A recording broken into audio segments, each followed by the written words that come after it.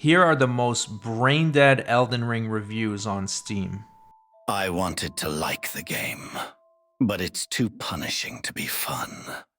If you think you'd enjoy repeating dungeons half a dozen times until you memorize the fight mechanics of each pack of mobs so you can finally reach the boss with enough flasks to maybe stand a chance at beating it, you'll enjoy this game. I don't doubt there is a skill issue at play, but I don't have the will to practice until I'm good enough to play a game. I just wanted to run around killing things with magic and a sword. For fans of other RPG games such as Skyrim or Witcher, you might not enjoy this game unless you're looking for a punishing, trial-and-error combat system. I didn't get very far into the game, so perhaps the story gets better, but I wasn't sure if there was a narrative. The game tells you nothing.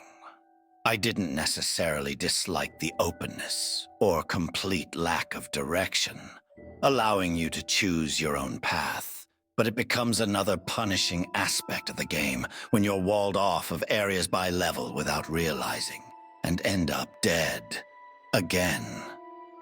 Of course, you can wait to go back, but it gets very frustrating when this happens repeatedly. Again, with the trial and error.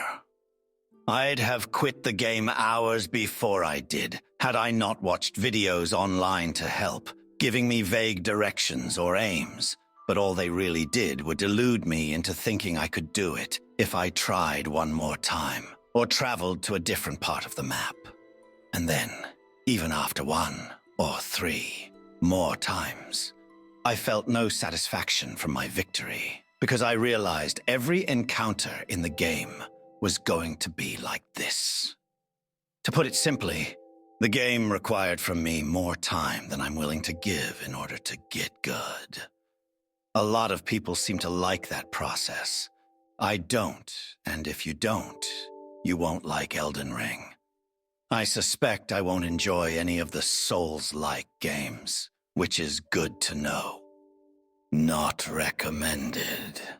10.7 hours on record. I'm still maidenless. Not recommended. 665.6 hours on record. Great looking game, but not for the impatient. If you are looking for a stress-free, fun experience after a hard day, or even a good day, this is not the game. I don't usually write reviews, but this is an exception. Consider it a warning if you are a casual player and just looking to get a feeling of satisfaction in a game, which implies steady progress, demonstrable improvement, etc. None of that to be seen here, unless you are willing to grind small mobs to get souls to improve stats. If I want a really hard challenge, I'd rather be doing my IRL job and getting paid for it, not in a game. Uninstalled. Not recommended. 23.8 hours on record. Literally one of the worst games I think I've ever played. Games all about dodging and getting an opening. Yet your attacks will miss, even though the blade's toughing them. And when you roll, it doesn't matter if you're out of the way. The boss will just magically attach to you wherever you roll. Game fucking sucks. Not recommended. 5 hours on record. Bad game. Not recommended. 242.6 hours on record. I have never felt so conflicted about a game in my entire life. On one hand, the combat is fun and engaging, with some amazing boss fights that are incredibly grandiose and epic. But on the other hand, I cannot for the life of me get into this world and its story. The more and more I learn about it, the more I just despise it. The vast majority of the bosses are entirely optional, and there is not any real motivation or justification to fight them, even among the remembrance bosses, seeing as you just have to kill 2, and it literally does not matter which 2, since you don't have much motivation beyond getting the great runes you need to progress. A boss should mean more than some equipment and levels. This world is also just exhausting to play in and explore.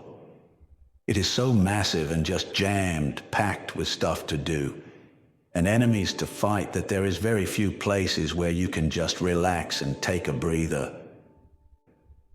They tried to use the round table hole for this, but it is entirely disconnected from the rest of the world, and sometimes just feels like a glorified menu, lacking the comfort of, say, Firelink Shrine.